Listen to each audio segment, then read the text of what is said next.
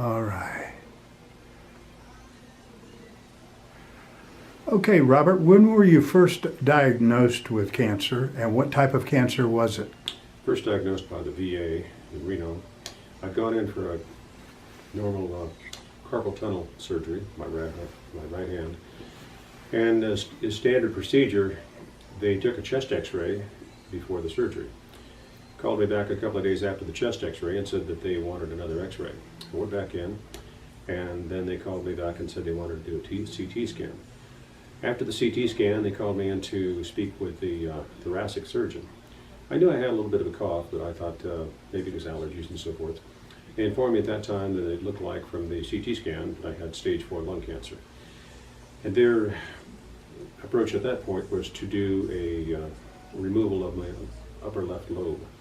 They then sent me down to the VA in Sacramento for a PET scan. With the results of the PET scan, they concluded that the size of the tumor was roughly 7 centimeters, roughly the size of a tennis ball. So at that point they decided that the tumor was too large to operate, and they were going to address the situation with a very aggressive chemo and radiation. The survival rate of that was, they didn't really want to share with me. Day one they talked about putting me on hospice and Oh, man. getting me death and dying classes. My response was, where were the death and dying classes when I was on my way to Vietnam? In any case, I finally figured out that the odds of surviving that protocol were about 2%, which is almost exactly the same thing as doing nothing. My wife survived cancer 27 years ago. She was treated by Dr. Forsythe. At that time, Dr. Forsythe was relatively conventional. Since then, of course, he has become homeopathic. Right. We actually had gone to several places. We went to Stanford. We really looked for we were kind of looking for the type of hope at Stanford that Dr. Forsythe offers. Wasn't there to be had. Most of the people there looked like they had just escaped the death camp. I mean, they were down to 98 pounds. They wore Wow. a mask and so forth. It was terrible. In any case, they took one look at me and said that they would probably put me up on the table and take some very aggressive samples and surgery, run them down to the lab and bring them back and sew me up and tell me there's probably nothing they could do for me.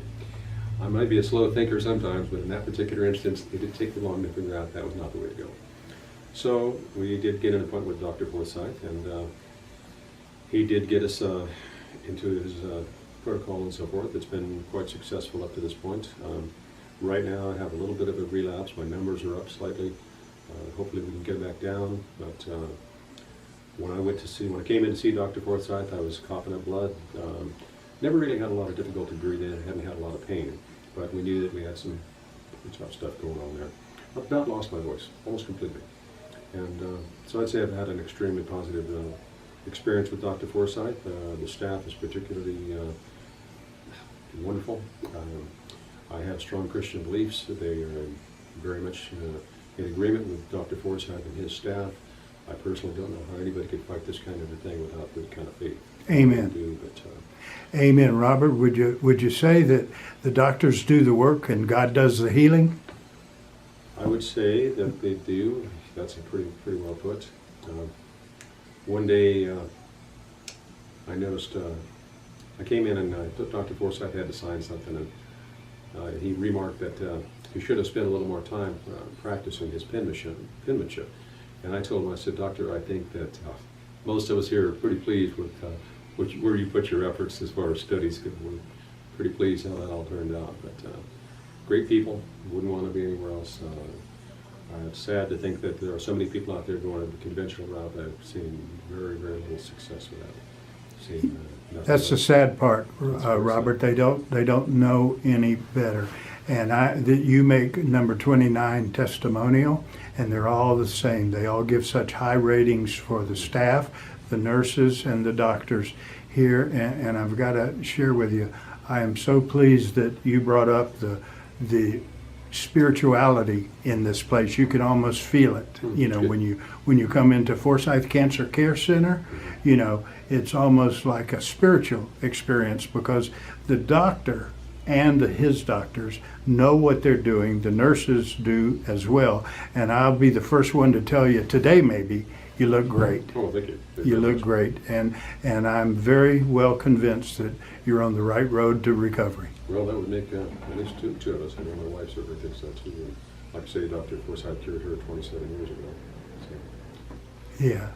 Well, that to me is absolutely wonderful. Now, what I would like to find out, I'm going to get some basic information from you, and I'll get it from Valerie so I don't tie you up.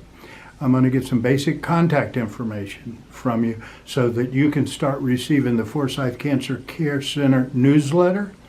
And we're going to call you, for a lack of better definition, an ambassador for us. In your travels, if you come across a family member, friend, or an associate who's been diagnosed with any form of cancer, would you send them to Forsythe Cancer Care Center? absolutely, absolutely. I would probably be so persistent to get them to look into it. I would be considered almost a pest. I think it's just hard to watch somebody go down the other road. Now, absolutely, absolutely.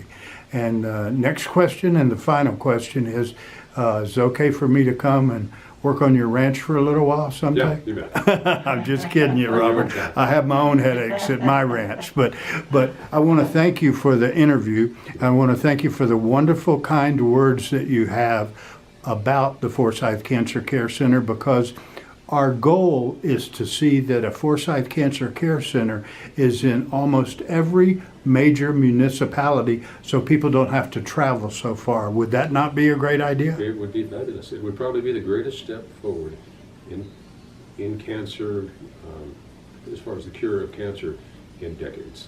Absolutely. I really do believe that.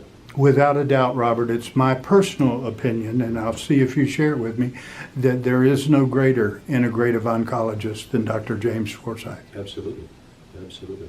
I appreciate it, sir. And you go back on that ranch, take it easy, Okay, you bet. okay? And remember this, if you get in the way, I learned this from a rancher who lives next door to me, 7 miles down the road, and he said, a horse will kick you. He said, but be careful, Eddie, you got mules. They'll plan to kick you. Well, we don't want you kicked anymore. We want you to stay on that road to recovery, Robert. And thank you so much for this wonderful, wonderful testimonial. Absolutely, anytime. Okay, from now on, you're going to be Ambassador Robert to me. You got it. All right, thank you, sir. You bet you do.